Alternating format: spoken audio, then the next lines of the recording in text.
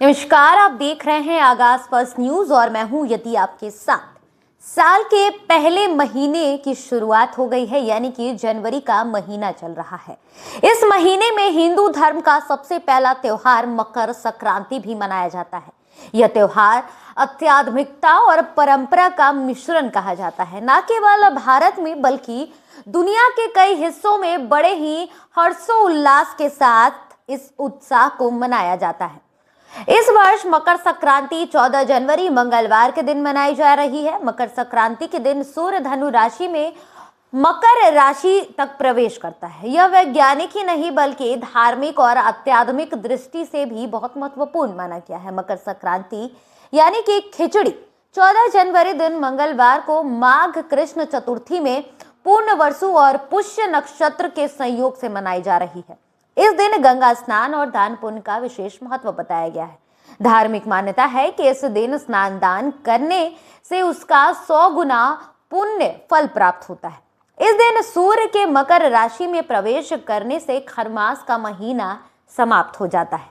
14 जनवरी को सूर्य देव दोपहर 2:55 पर मकर राशि में प्रवेश करने वाले हैं। इस दिन सूर्य उत्तरायण होते हैं। मकर संक्रांति के दिन तिल का दान करना बहुत ही शुभ माना जाता है। मकर संक्रांति के दिन गंगा स्नान करने से 1000 अश्वमेध यज्ञ के समान पुण्य प्राप्त होता है। इस दिन ही महर्षि प्रवहन को प्रयाग के तट पर गंगा स्नान से सूर्य भगवान से 5 अमृत तत्वों की प्राप्ति हुई थी। ये तत्व क्या है ये भी जान लीजिए। अन्नमय कोश की वृद्धि यानी कि प्राण तत्व की वृद्धि, मनोमय तत्व यानी कि इंद्री को वश में करने की शक्ति में वृद्धि, अमृत रस की वृद्धि यानी कि पुरुषार्थ में वृद्धि, विज्ञानमय कोश की वृद्धि, इसके साथ भगवत प्राप्ति का आनंद। मकर संक्रांति के दिन सूर्य दक्षिणायन से उत्तरायण हो जाते हैं। ये जानकारी सभी जानते हैं। दरअसल उत्तरायण के इस अवधि को देवताओं का दिन और दक्षिणायन को देवताओं की रात्रि के तौर पर माना जाता है। सूर्य देव 6 महीने दक्षिणायन और 6 महीने उत्तरायण रहते हैं।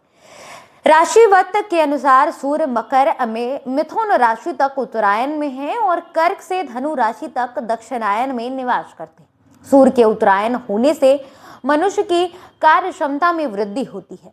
मकर संक्रांति पर क्या करे क्या ना करे ये भी जान लीजिए। मकर संक्रांति पर कोई भी विशेष कार्य करना बेहद शुभ फल की प्राप्ति माना गया है। शास्त्रों में इन कार्यों को विशेष पुण्यदायी बताया जाता है जो आप मकर संक्रांति के दिन करते हैं।